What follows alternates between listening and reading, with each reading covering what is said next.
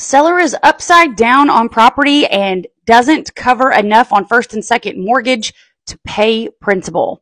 Let's get into what this scenario is going to look like for agents in the future and how to handle.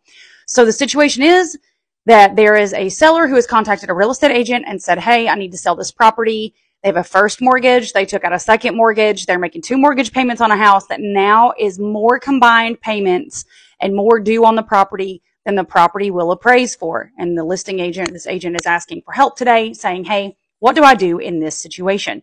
So this is a situation that we may or may not see in all markets. We're probably not going to see it as much in our market, but in some of the declining markets, we're going to see it. So here's the situation. There are a few options here and not many. And let me stress that. Not many. And if you are not an expert in having conversations with sellers who are behind on mortgages or underwater, you probably need to reach out to an agent that is and partner with them on this conversation. Please do not try to take on banks and lending companies without expert knowledge on how to do so. Please ask another agent for help. So here we go. PITA, P-I-T-A, that is principal, interest, taxes, and insurance. That's what a lender is looking for when they get paid off.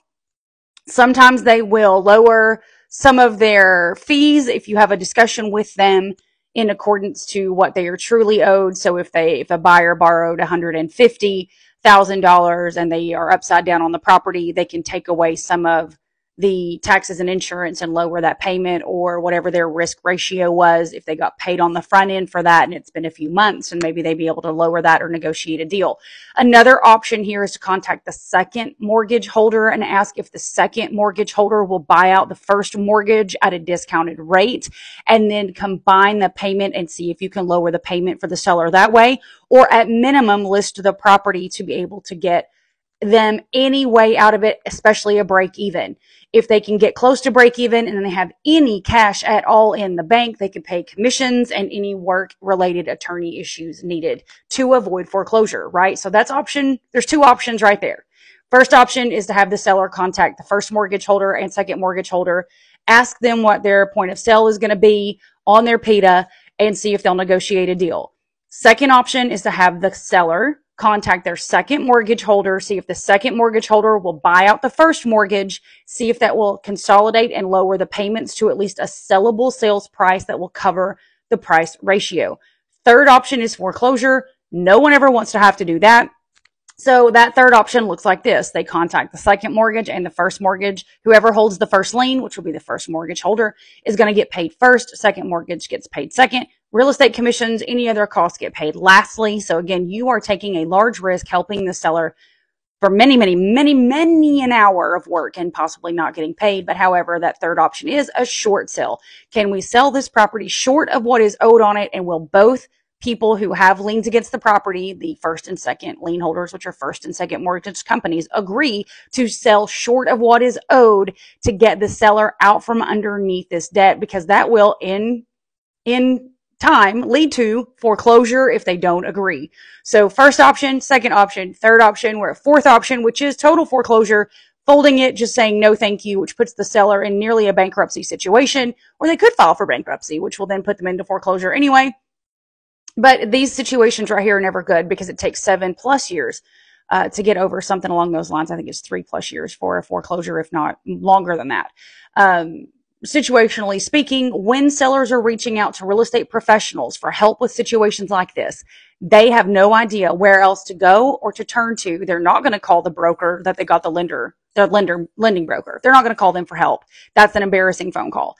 It's hard enough to admit to a real estate professional that you are upside down in your house payments and that you need help. It really is. And if you all out there think, oh, well, these people shouldn't be buying these houses they can't afford, you don't know what they're going through. Don't be judgmental. It is not your job to judge people. It is your job to help them out of a situation legally that they could not get out of, or it is your job to stay completely non-emotional about it, non-judgmental, supportive, and just say, this is what your options are. Which option do you think I can help you with the best? But it is not your job to make those decisions for them. Your job as a professional real estate agent is to lay out the options and help them through which one they choose. So again, let's go over it.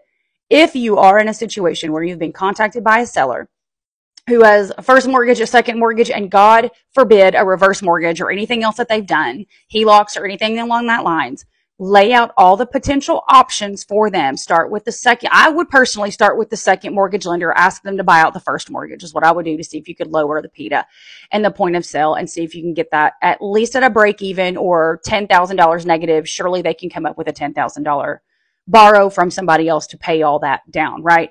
So you don't want to put them in overwhelming them, but that would be my first option and first situation to offer. And then they could contact the first mortgagee to see if they'll assume the second mortgage, which they usually won't. The first mortgagee always wants paid off. So I would contact the second mortgage company, ask them to assume the first mortgage and see if we can work it that way. If not, see if you can work it first mortgage, second mortgage. If not, see if you can short sell. If not, you're going to have to go for foreclosure. And that is a process where as a real estate agent, you're going to be a few months in. So I hate that these questions are even being asked. What I hate even more is that agents don't already know the answer, which means we have agents out here. God bless y'all. You're asking for help, and I appreciate you asking for help, and I want to help you, and I want to make sure you're being trained to be able to answer these questions, because when a real estate agent says, and I know you all roll your eyes, I've been in this business a decade, I've been in this 20 years, these are the people that you're going to want help from. So make sure that you weren't rude to them. You called them back, you texted them back, and you emailed them back, because these are the people that know how this goes. It's how I was brought up into real estate in 2014, was learning foreclosures and short sales. It's how we built our business. So these are things that are going to happen. We are here to help you. Sellers, if you need help like this, please let us know. And we are here for you. I'm Julia Hurley, broker owner, justhomesgroup.com. Thank you for visiting.